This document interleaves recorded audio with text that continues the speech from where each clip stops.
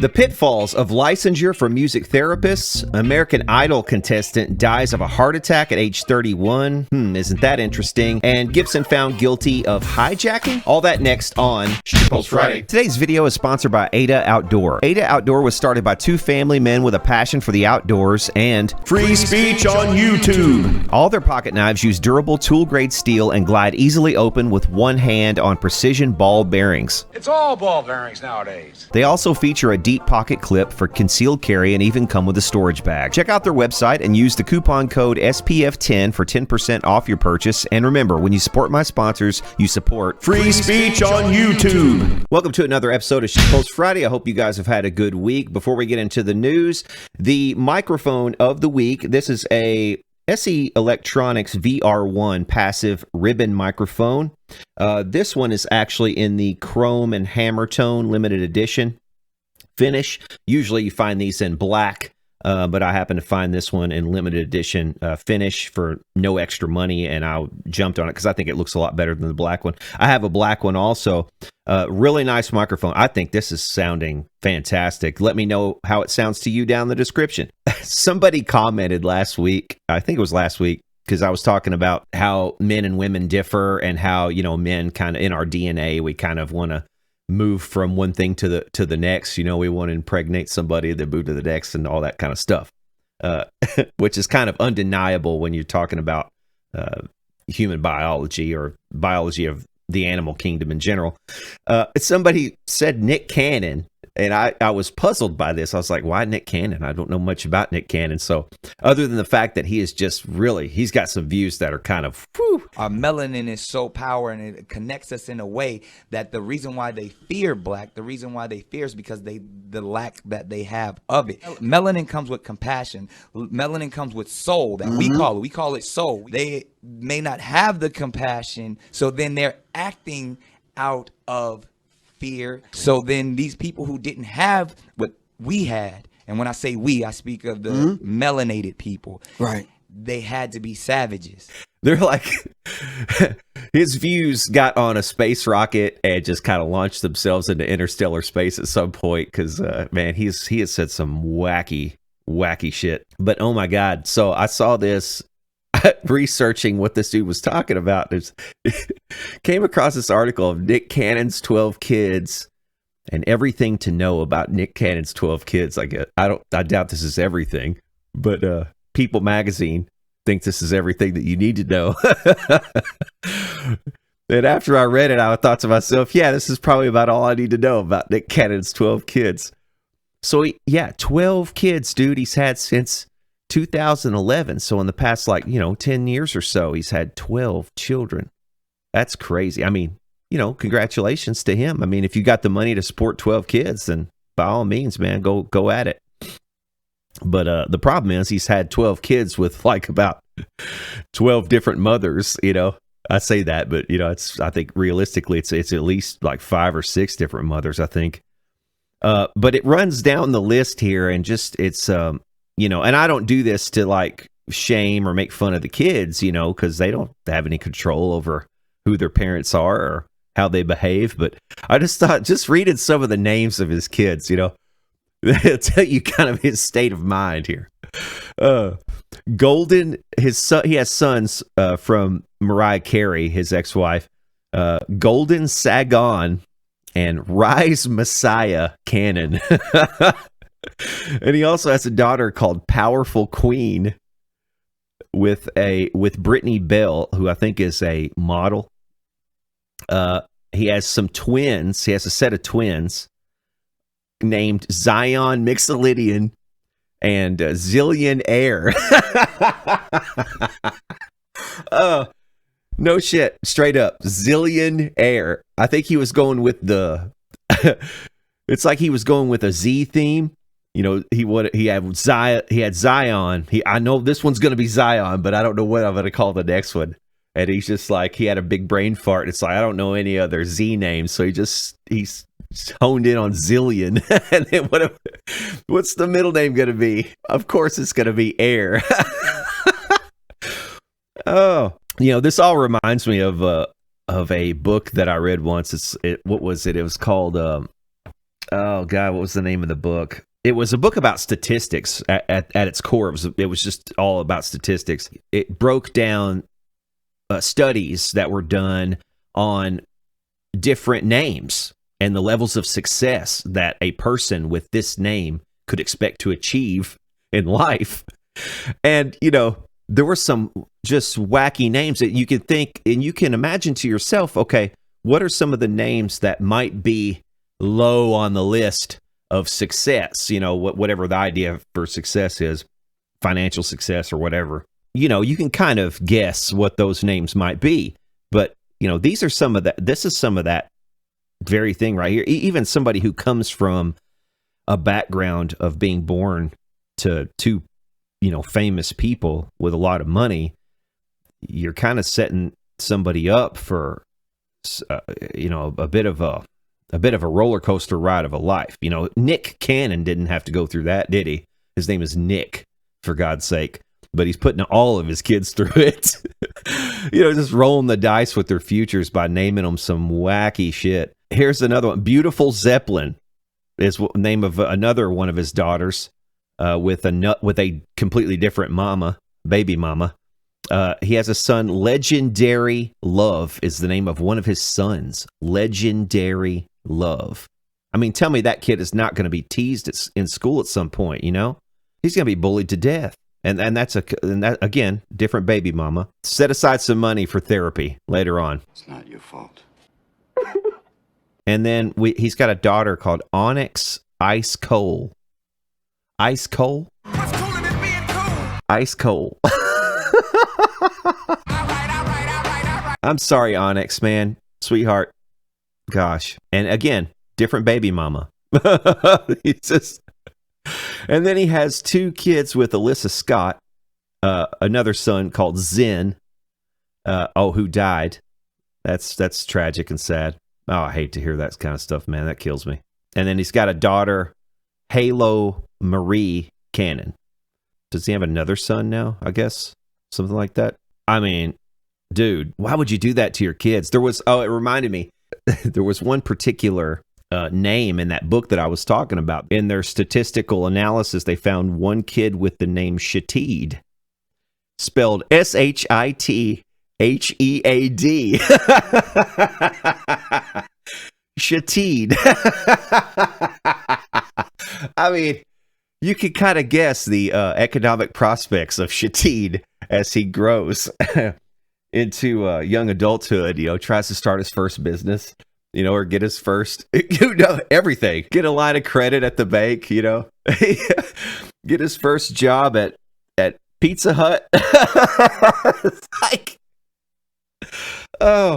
like, my name is Shatid. It's like, get out of here. Get the fuck out of my sight before I demolish you. Oh, poor kid. Poor kid. There's a lot of stuff that I actually missed in the past couple of weeks, man. I missed this one too. So this artist, M.I.A, lost a festival gig because of an appearance on Candace Owens' podcast or YouTube channel. But I went through and watched it, and there was nothing, man, that this girl said. So M.I.A she's a female rapper, so she's female. She's also of Indian descent, so she's a POC, right? A couple boxes are checked already, which is obviously, that's why she has an MBE. That's like I forget exactly what it is. It's an honorary title bestowed upon somebody by, like, the Queen of England. It's right next to Sir. It's kind of like being dubbed a dame or, you know, a Sir. But it's, you know, it's an honorary title. It's like some distinction and recognition in the UK. If you're from the UK, you'll recognize it immediately. But, you know, people in the US, you won't know what that is. But she lost her gig at this 2-day music festival in August called Field Day because of this appearance. You know, she's being called an anti-vaxxer and a terrorist sympathizer and an out-of-touch elitist who suffers from terminal foot and mouth syndrome. And I'm sure you can guess why all these accusations have been launched at her and why she lost a music festival. I mean, we've gone through all this stuff before, right? What's the easiest way to lose your gig on some festival, it's basically to tell the truth. And that's what she's done here. She's told too much of the truth. It's kind of funny. So she, on January 10th, she tweeted a message that said she was, or a message from the festival informing her that she had been removed from the event over her online comments, which could be viewed as quite contentious. What is that? Is that some kind of bar that an artist should have to leap over? I mean, what if Ozzy Osbourne had to leap over that same bar? I mean, what's some of the stuff that he's probably said is quite contentious in the past, or Tommy Lee or any number of artists. You just throw a dart at a wall lined with artists, and you're going to hit one that said some stupid stuff or some stuff that could be viewed as quite contentious. I mean, come on. Any artist who with something to say is saying stuff that could be viewed as quite contentious by somebody. Otherwise they're not being an artist, are they? They're just being wallpaper. The message said that her remarks could make it very hard for the festival to continue with her following an offer to perform.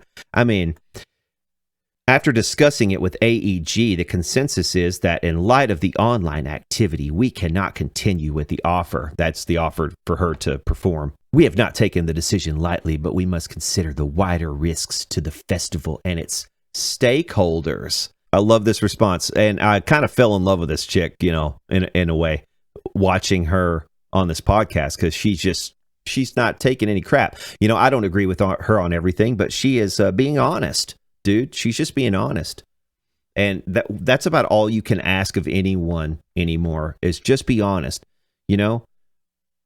Even if you're going to take a hit in your career, it's better to be honest than it is to be a liar and a fraud and a fake and lose your soul in the process. For what benefited a man to gain the whole world and lose his soul, right?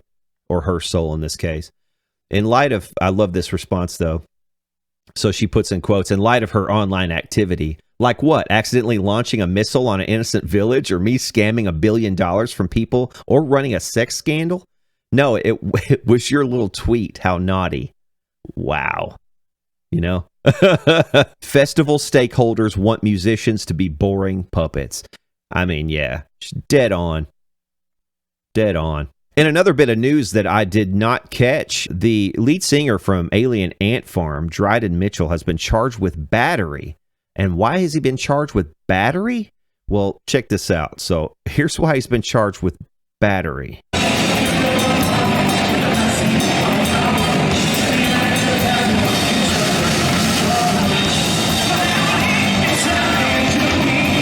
So that was it.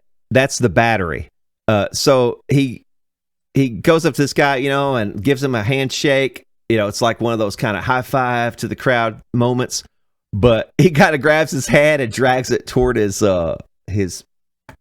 penile region as just a joke, just to mess with the guy. It's something you would do to one of your bros or something, right?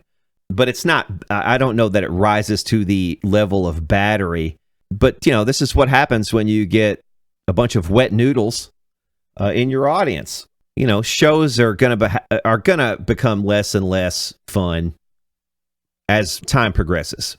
There are going to be fewer and fewer bands who are going to want to do this. If you know that every time you go on stage, something that you do, even as seemingly innocent as this, just poking fun at somebody, having a little bit of fun, which was what it looked like to me. It might be different if it was a girl or something, and he was grabbing it and like grabbing her by the wrist or grabbing her by the back of the head or something, whatever.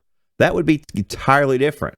Obviously, but he was doing it to a dude, and it was like kind of a bro moment. I don't see it as anything whatsoever, but the guy who he did it to, he was like, I do want to tell my story, but I do have to listen to my civil lawyers. I'll be happy to speak later.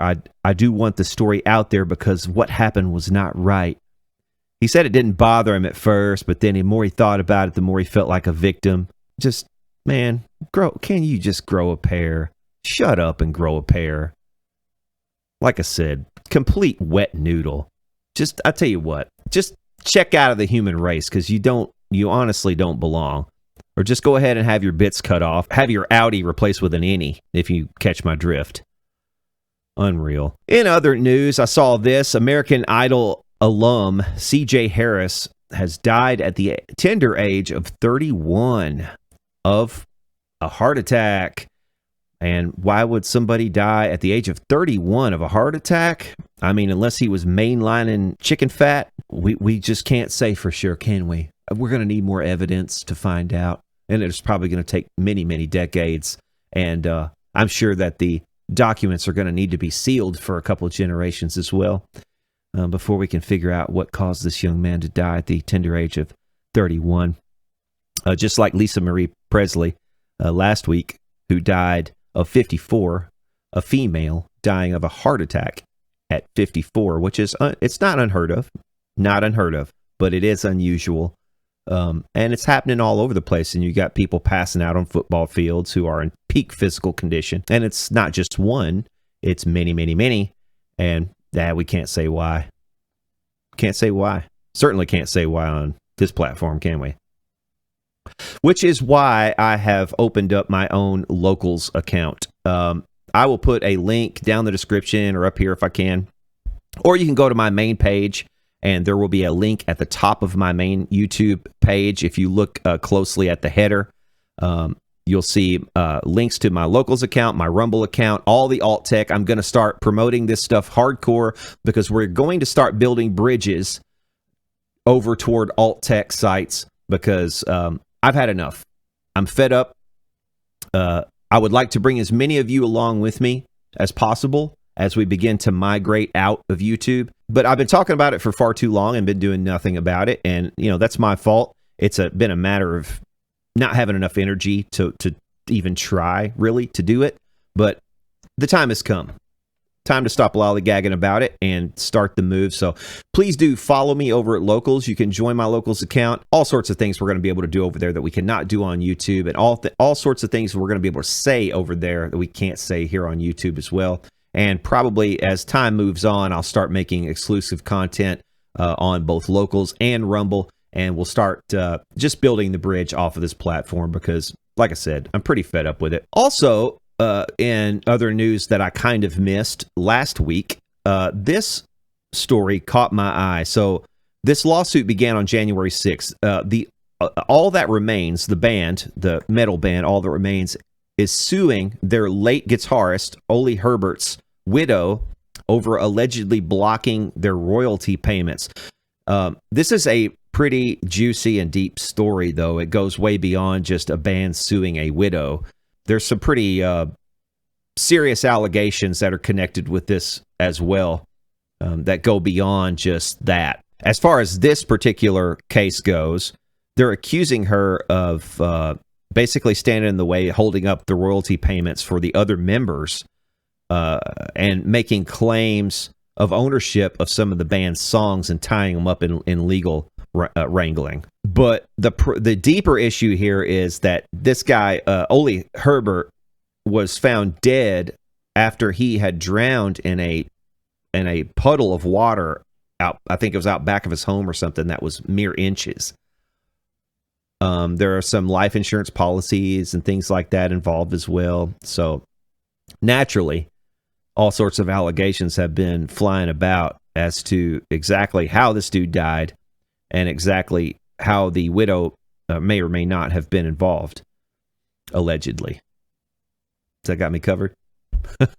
Also, this story happened after last week's post. It's been covered to death, but I thought I would show it here nonetheless. And, you know, this is always the sort of thing that gets me demonetized like that. So, if you guys want to support the channel, I have PayPal links below, or I would rather you go and support me on Locals. Join us over there. And that's really going to be my preferred way for you guys to support this channel going forward, because it's going to give you back something. And, you know, that's another thing, too. If you have a membership account here on YouTube and you would like to move it, I would encourage you to do so. Just end your membership here on YouTube and instead move that membership over to Locals instead. Again, I'll put a link down in the description. I'll put a pinned comment up, all that kind of stuff, so you can find me over there. But yeah, check this out. So this guy was not screwing around.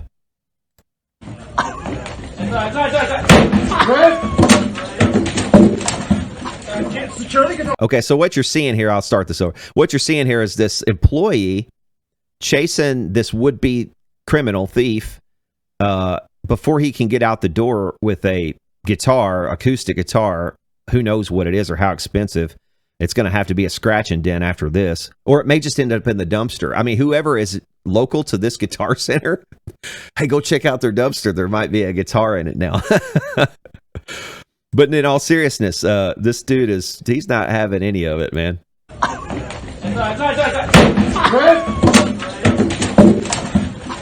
Secure the guitar. Get the guitar away. All right, you're going to leave right now. Do you understand me? Do you understand me? You are leaving this store right fucking now. Right? You're going to gently let you up. Yep, take your neck beard and go, buddy. Get up. Get the fuck up. Get your neck beard up. Get your ass out of here. It drags his ass out. I love it. This is some Chad. This is some Chad level shit right here. He's not having it. He just throws him on the curb. Job,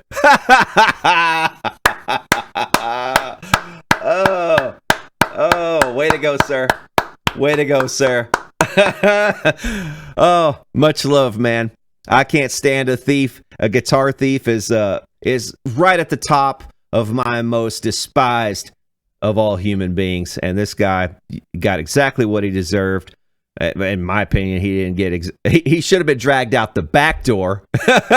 And then, in my music store, that's probably what would have happened. But this dude, he's just like, okay, you can go out the front and you can get lost. I guess he wasn't even going to call the cops on the guy. He's just like, I just want you out of here.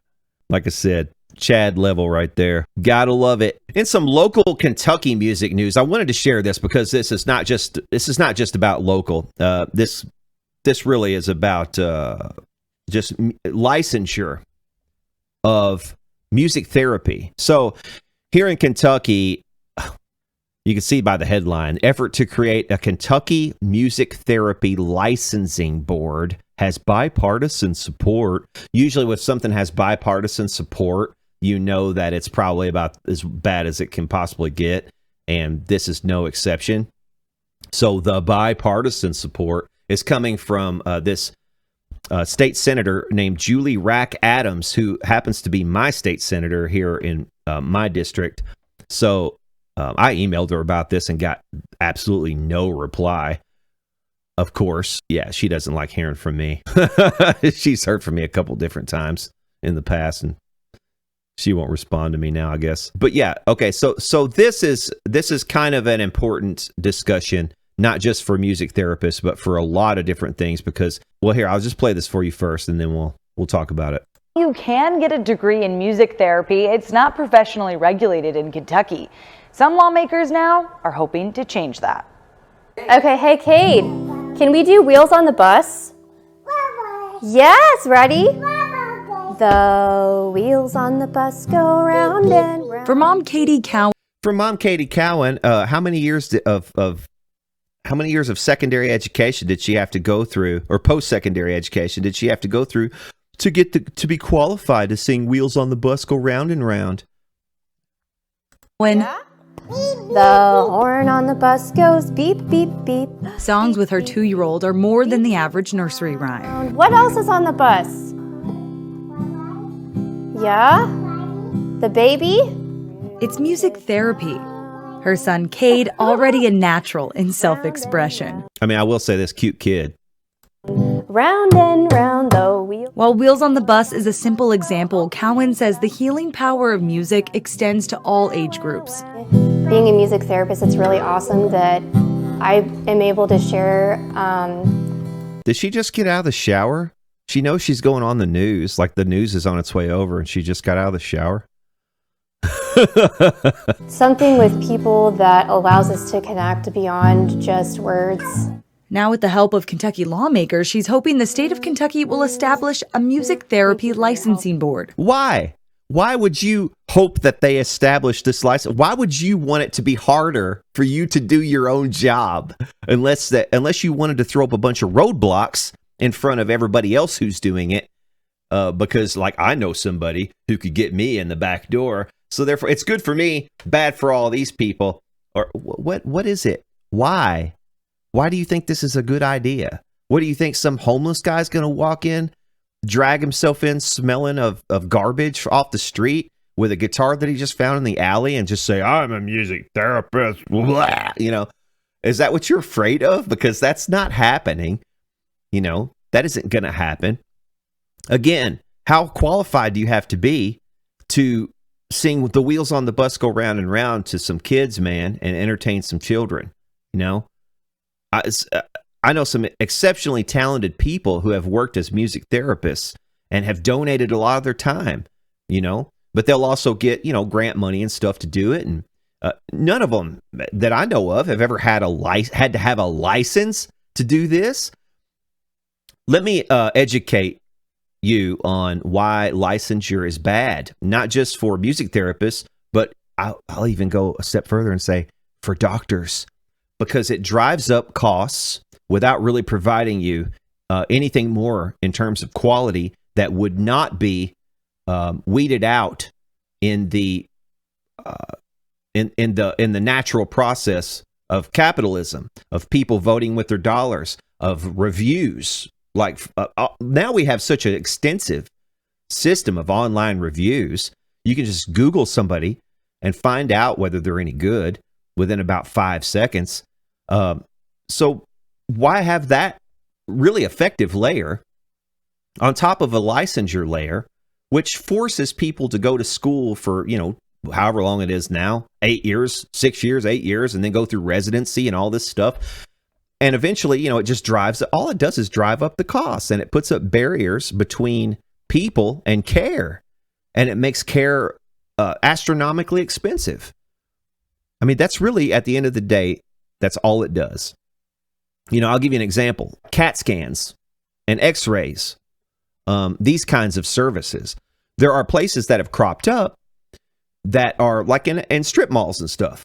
Like you can go and just get a CAT scan, and that's all this place does all day. They do nothing but CAT scans. So if your doctor says you need a CAT scan on this or that, you don't have to have it done at the hospital. You could have it done anywhere. He's just giving you a order or a prescription or whatever for a CAT scan, and you can have anybody do it. And there are these places that have cropped up that specialize in doing nothing but that. I just don't get it. I don't get why anybody who already is a music therapist would want licensure. And I do get the politicians because they're getting kickbacks. Julie Rack Adams, you're getting a kickback. Don't lie. Don't lie, lady. You're getting a kickback. How much you getting paid to do this? Because you're supposed to be a Republican, and you're for licensure of something like music therapy.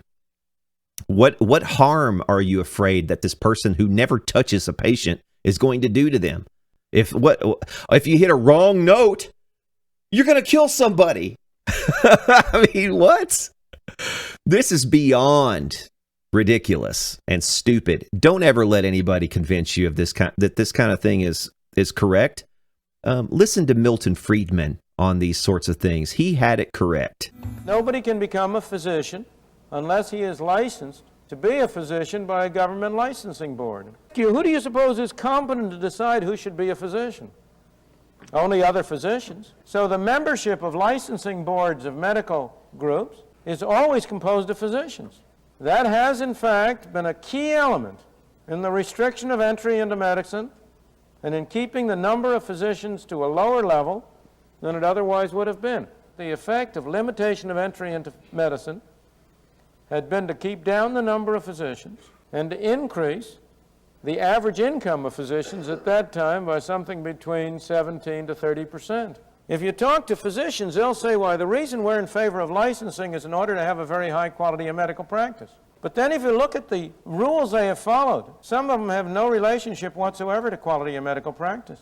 After you had Nazi Germany take over, and you had in Germany the Nazi regime, and there was an attempt by Jewish physicians and other persecuted groups from Germany to come in the United States, All of a sudden, the Medical Association started to require that people be citizens of the United States. Now, it's a very nice thing to have people citizens of the United States, but will you tell me the relationship between that and the ability to practice medicine? But you go down the line. Have you ever looked at the number of licensing arrangements? In almost every state, I don't know about Pennsylvania, but I'm sure you have to get a state license to be a barber. And of course, again, who is it who licenses the barbers? It's not the customers. And if you really want to know the real function of licensure, of licensing all these occupations, all you have to do is go and see who goes down to the state legislature to lobby in favor of licensing. Now, if the real true function of licensing is to protect consumers, you'd expect consumers to be licensed, to be lobbying for licensure. But you will discover that it's always the plumbers, or the beauticians, or the morticians, or anything you can name. There isn't an occupation you can name which hasn't been down at the State House trying to get licensure. They are down there because they want to be protected against, quote, unfair, unquote, competition. Now, you know what unfair competition is. It's anybody who charges less than you do. Very important to have some levels of uniform standards. Oh, yeah. Well, we know where a Democrat from Louisville is going to stand.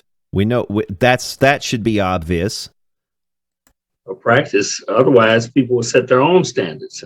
Senator, we can't have people setting their own standards. We can't have people setting their own standards of music care, or they might do a wrong note. Or they fucking do. Senator Julie Rocky Adams says she couldn't believe it didn't already exist. But it also allows the consumer to know who's licensed, who's not licensed, to have a real professionalism established. Yes, we need real professionalism established in that the community. We need professionalism in the community. We just need to establish a bit. Senator Rocky Adams hopes creating a licensing board will also raise awareness for music therapy. The biggest impact of music therapy is that our first response with children is to medicate. Is to, oh, well, I think we have a pill for that. Well, we shouldn't have that as our first option. Well, that's not the argument for licensure, though, lady, is it? You haven't really made a very convincing argument in favor of licensure with that. You've just made an argument in favor of music therapy. Lawmakers go back to Frankfurt February 7th. I'm hoping this will unlock the opportunity for everyone who wants music therapy services to be able to receive them. It is going to close the opportunity because fewer and fewer people are going to get into that field if they have to get a license in order to do it. Lady, that's the way this stuff works. It's also going to drive up the costs. And you know, in a lot of cases, granted, it's not for a lot of people who receive music therapy in hospitals and stuff. It's like it's kind of a given. You know, it's something that, OK, they pay the music therapist, the hospital does, to go around to their most sick patients and do it or what for the day or whatever, because they got some kind of grant or what, you know, public-private partnership grant or even a government grant or something to do it. But it's all it's going to do is close the door on a lot of people from doing it. It's going to drive people out of the market. How can you not see this? How stupid do you have to be? I mean, how thoughtless, really. It's like you don't have to have a fully formed view of how the world works in order to use to utilize rationality and extrapolate. Okay, make an if-then statement in your head. If this happens, then this is the consequence. And if that happens, then this is the consequence. It's like only a couple of steps away to realize this isn't going to open any doors. You stupid dipshit. In the meantime, at the Cowan household, the wheels on the bus go round and round. Go round and round all through the town. Oh, wow. I mean, absolute musical genius right there. Surely you had to go to graduate school to learn that song. And then in other local news, there was this Yo-Yo Ma. This was actually, you know, the arts have always played a big role Shut up. God, I can't stand our governor here. I can't stand this guy. There is no one I don't think on the face of the planet other outside of Tony Fauci, who I want to slap more every time they open their fucking mouth, than my governor, Andy Bashir, who prevented people from going to church during the pandemic, who actually sent state troopers to cite people trying to go to church. I don't care what you think about the pandemic. I don't care what you think about, the responses. We have a First Amendment, and Congress shall make no law. And that also means that governors, little panty waist, faggoty governors like you, shall make no law. And yeah, shut up. So I got excited about this. Yo-Yo Ma to play inside the Mammoth Cave, with the Louisville Orchestra. At first I got excited, then I remembered, oh yeah, I can't go to that. You know why? Because the Louisville Orchestra, back during the pandemic, were requiring people to have vaccines in order to attend the shows. And if you did that at any point, I don't care who you are, I don't care what your company name is, I don't care what your stated political leanings are, I don't care what it is, you will never get another dime out of me. In fact, they called me because I used to attend Louisville Orchestra stuff. I used to go, bought some tickets to go see some concerts because I love classical music. I listen to more classical music than I do rock. And I would love to see this. I would love to see Yo-Yo Ma in Mammoth Cave. I mean, I can't imagine how cool this is going to be. They actually have to put the tickets on a lottery system because it's only one show. And they know that there's probably going to be people from across the country wanting to come see this. Honestly, Mammoth Cave is the largest. My family, but I recently found Mammoth Cave is the largest cave system in the world. And Yo-Yo Ma is, the biggest cellist in the world. And just thinking about how is a cello going to sound inside Mammoth Cave, it's just like, it's pretty cool. I will give them that. It's awesome, in fact, but I can't go, and I'm not going to go. I don't care if they brought Beethoven back to life and sat him at the piano, and he was going to play all of his piano concertos back to back inside Mammoth Cave. I wouldn't be going because I have principles, and these people can suck it. Okay, so on to what might have been the biggest news of this week, at least for the guitar world. This Jericho Guitars, which is a small guitar company, they state that they're based in Texas, but I think the owner actually lives in Kansas. But regardless, he put up this on Facebook. Without establishing any contract whatsoever, Gibson's team of lawyers shut down my brand Jericho's Guitars website and attempted to stop me from hosting baritoneguitars.com and jerichoguitars.com. They shut down my personal and business email. They shut off Jericho Guitars web hosting service. They forced me to remove every single one of my product listings offline before ever speaking a word or delivering me any letters of any kind ever. My business has been, for the past week, completely unable to accept orders, and after having switched hosting accounts, all of our sales history is now inaccessible to me. Days later, I found out it was Gibson. This is a company I once looked up to and who is actually responsible for deleting the schedule of my kids' gymnastics games over a shape, and then had the nerve 1 week later to demand that I give them receipts for my sales so they can harass and intimidate other brands into doing what they want. Okay, I'm not going to be scared over my property. Well, good for you for not being scared. But when we, the thing is too, though, when we look at some of the guitars that this dude was making, so I punched in the Wayback Machine and just looked back to 2019. So he's been making this this Nomad Supernova, I should say having it made in Korea, because I think these are Korean, just based on the serial numbers and stuff like that. And I think somebody else even said they were Korean. And if I'm wrong about that, mea culpa, but I think they are Korean guitars that he's importing and selling. So, it's a Gibson Explorer. Even the headstock shape is a Gibson Explorer, basically, with a lot of differences. Granted, there's no, it comes in actually two varieties. It comes in a baritone version, which is kind of cool, which Gibson doesn't offer that. At least I don't think so. This has a nice belly cut on the back. which we could see right here. It's neck through. It's got Seymour Duncan's.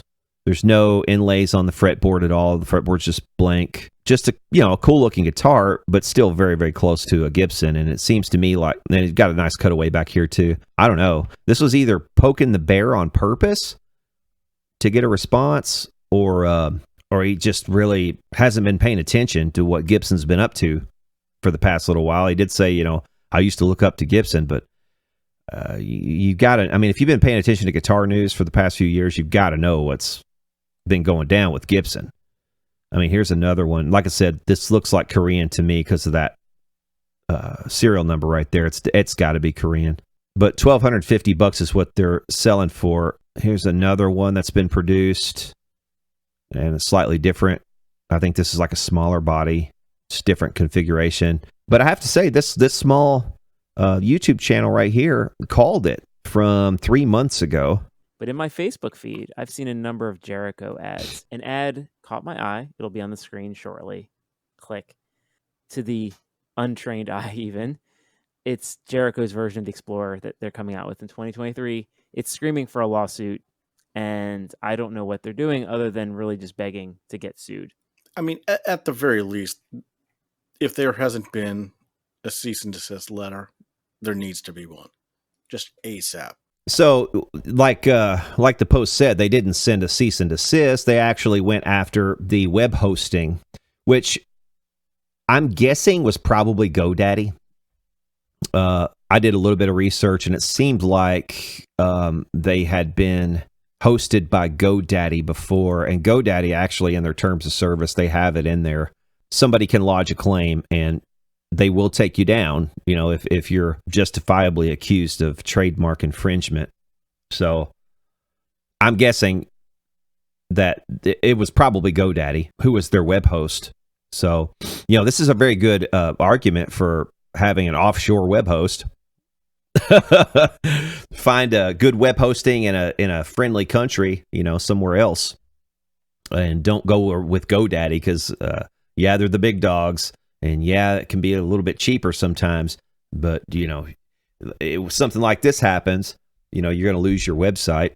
These are just the big boys. They're not even going to mess around with you. They'll just nuke you from orbit. But in the course of also looking into this, I saw where the owner had posted something accusing Gibson of reverse domain name hijacking, and I was like, well, what is he talking about there? Because I had not heard anything about this story. And this has not been reported by anybody. None of the guitar magazines have picked this up. Guitar.com doesn't have this story. None of them that I can see have ever reported on this.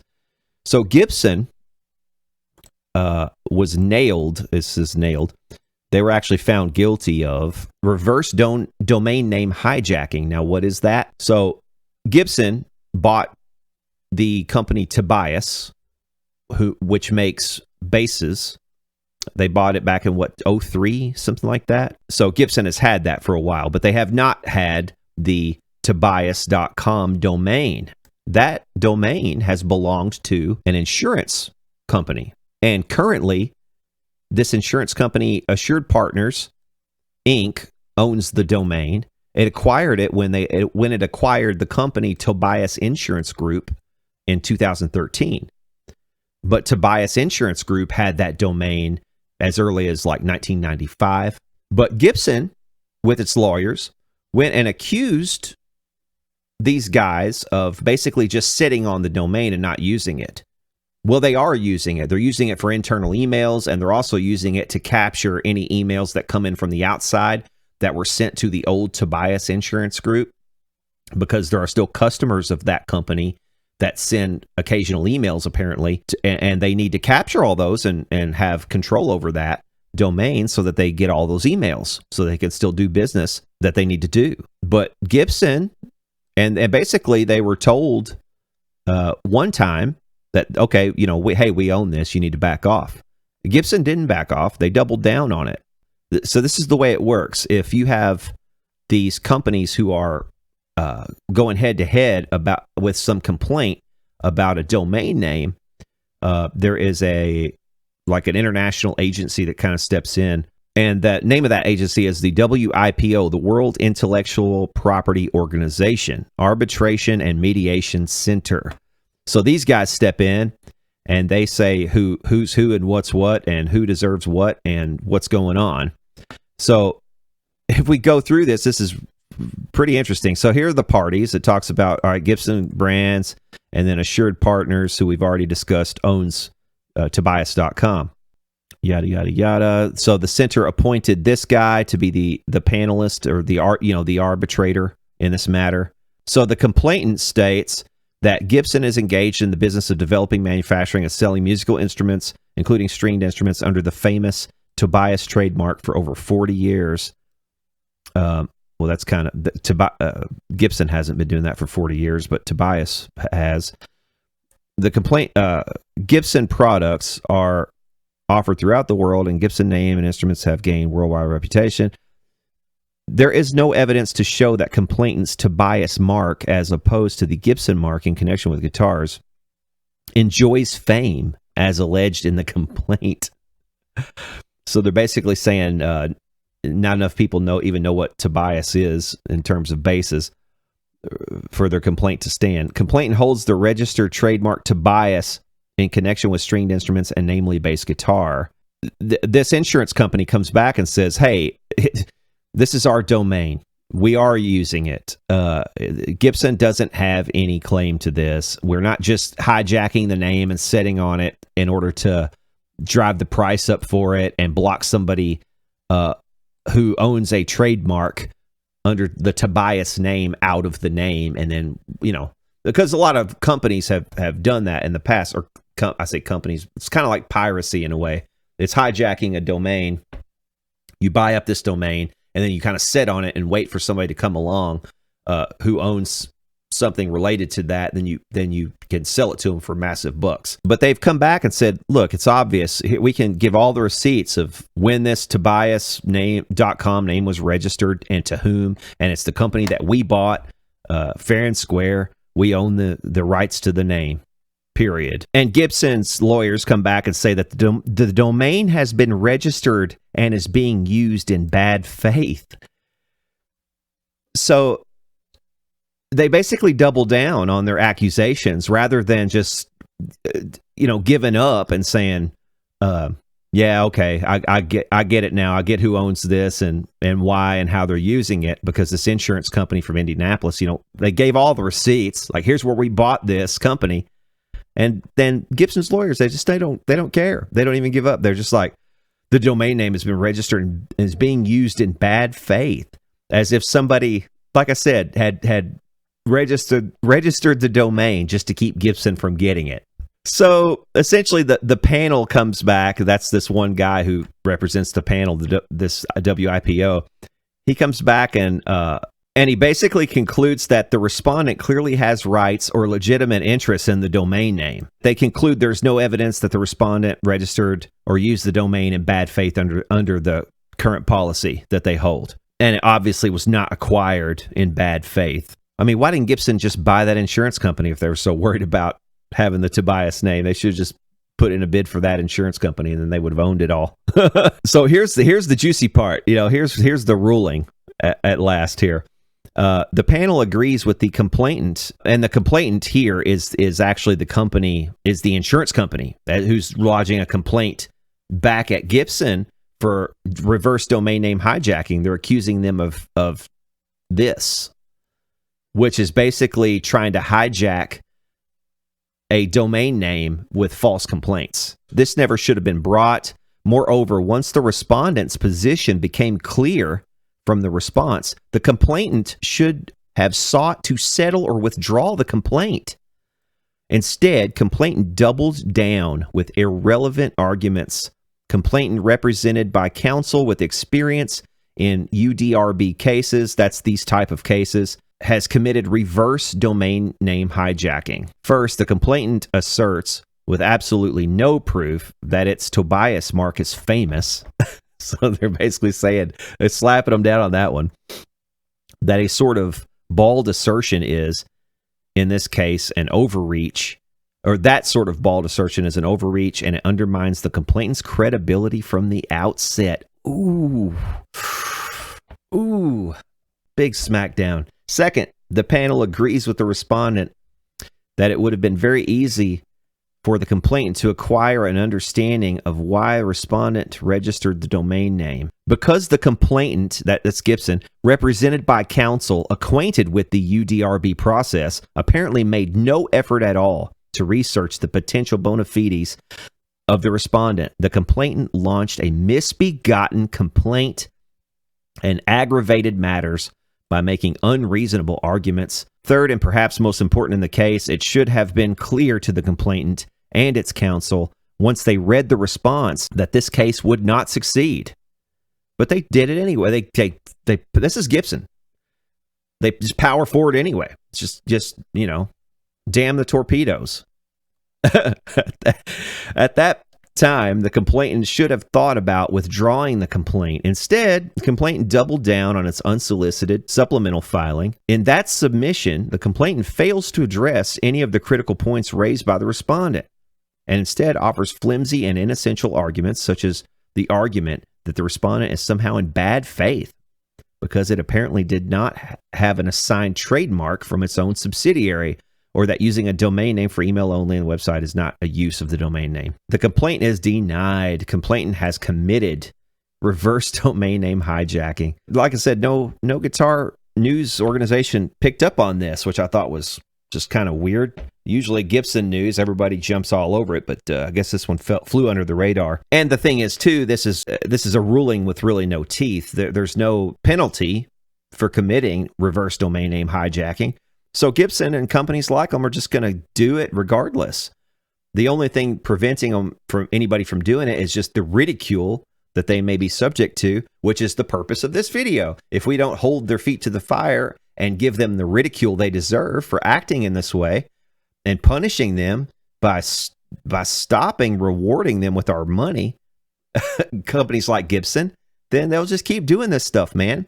This is the most un-rock and roll company really probably on the face of the planet today, and they're running one of the most heritage laden companies in rock and roll, and it's really freaking sad for us guitarists. It really is, that this group of assholes has a hold of this company and is running it like this and destroying it. And that's exactly what they're doing. In my estimation, they're destroying the company and its reputation. It's basically now just a bunch of lawyers. And it's a plaything for people like Caesar Guiquian who want to have timeshares and private jets. I did reach out, actually, to the CEO of Jericho Guitars, this Dave Musselman character, and got no response. I wanted to see if he wanted to be interviewed for this. Just talk to him about what exactly was done, but he did not even respond, so I'm not worried about it. From one really old company to one brand new company, we have this. So Phil McKnight and the Tone King have created this new company called Badlands Guitars. I thought was kind of cool, well, at least kind of interesting, because the guitar looks really nice. Just got a nice custom shoppy kind of vibe to it. Check this out. Rockers, I am proud to introduce you to Badlands Guitar Company. We're a US-based guitar company focused on building instruments of uncompromising quality. Today, we're excited to announce the launch of our very first guitar, the GX1.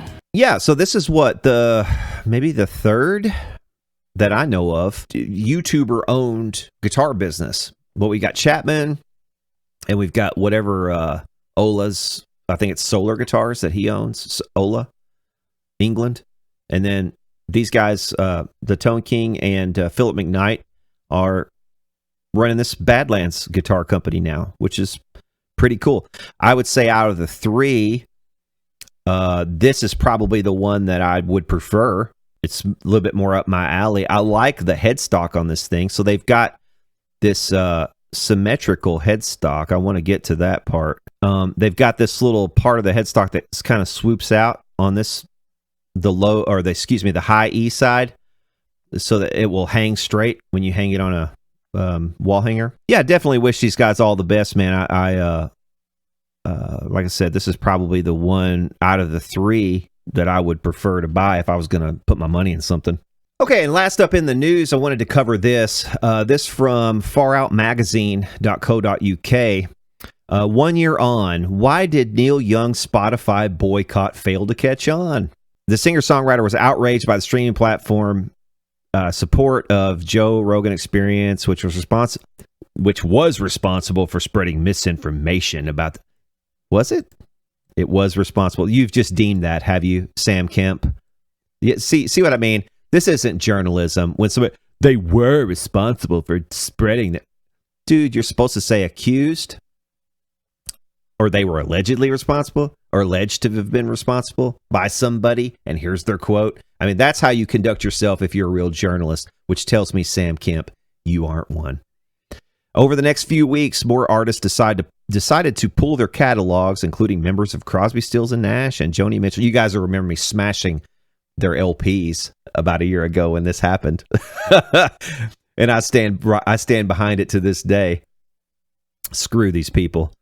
1 year on, and the boycott is already a distant memory. Spotify remains the most popular music streaming service, and many of the artists who were originally part of the boycott have re-added their catalogs. So why did the movement not catch on? Because it was based on falsehood. That's why it didn't catch on. Because if you're gonna go up in arms about something and try to Pied Piper a movement, it has to be at least based in some kind of facts. Well, I say that, but we did have BLM. At least some kind of facts that you can lie about and get away with, put it that way. The first thing worth mentioning is that the boycott was the product of what appeared to be a personal feud. The most successful boycotts, protests, and movements tend to be in reaction to a problem shared by large numbers of people who have previously not been granted the opportunity to speak, the Me Too movement being a recent example. Though misinformation is certainly a problem, few people regard it as a tangible threat in the same way as predatory you-know-what behavior. Young has frequently railed against big business. Yeah, him and Bono and just about every other idiot that reads Rolling Stone magazine. And such behavior has become part of his image as a counterculture icon. As a result, to the outsider, his attack on Spotify looked more like David and Goliath scenario than a mass uprising. What? How is that a David and Goliath scenario? That's more like a Goliath and Goliath scenario. Neil Young is not a poor man.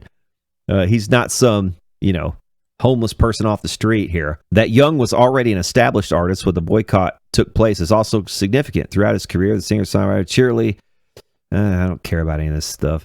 Bottom line is the douchebag swung for the fences and he whiffed big time, and he looked like an idiot in the process because he is one. But here he is on the Howard Stern show, and Howard Stern is another one of these people.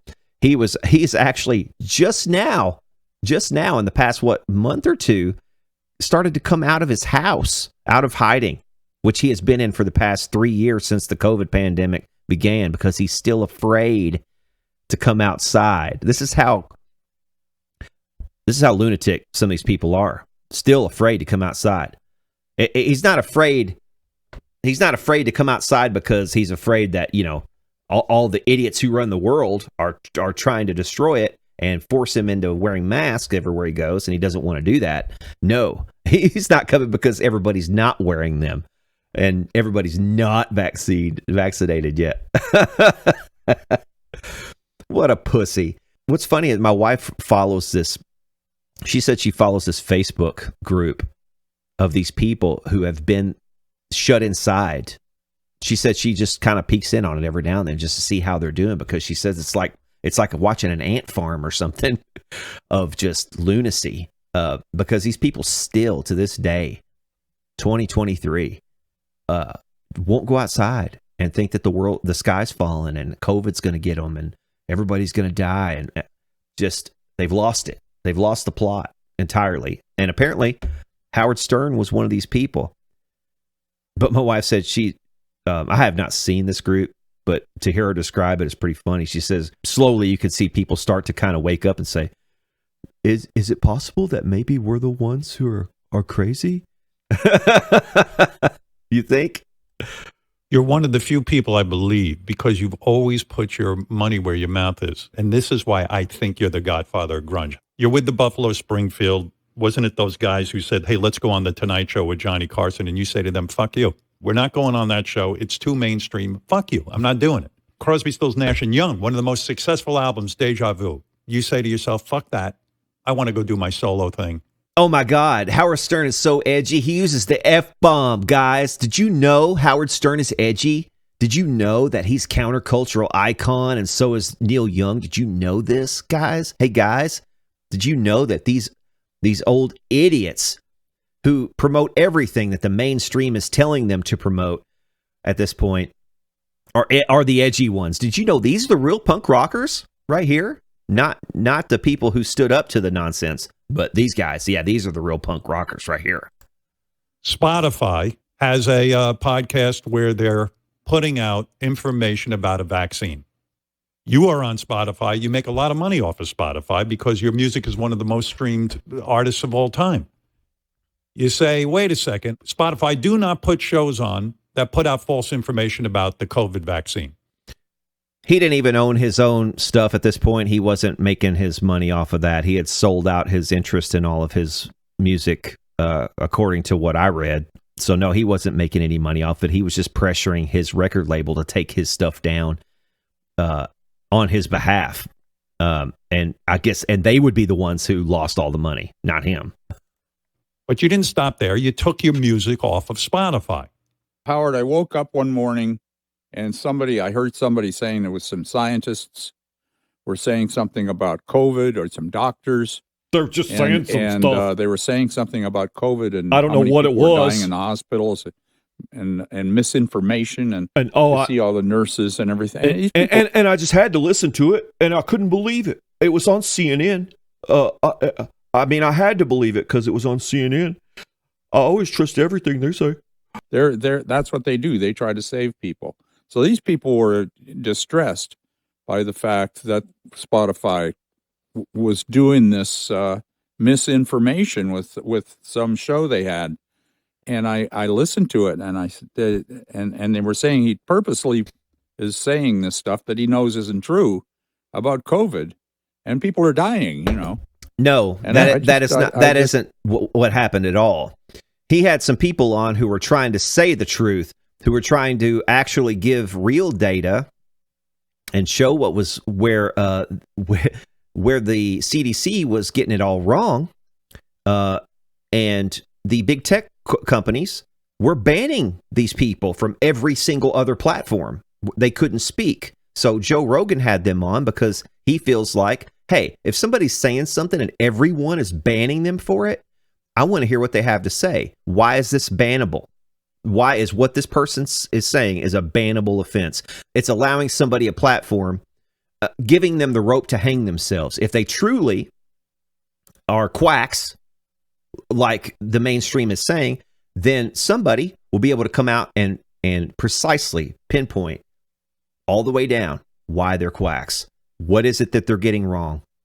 But nobody would do that because they were actually banning them before people even got a chance to hear what they had to say, which is the most un-American fucking thing I can possibly think of. And people like this should be ashamed of themselves for ever espousing anything remotely like it. But they're not smart enough to be ashamed anymore. That's the problem. They're too old to be ashamed.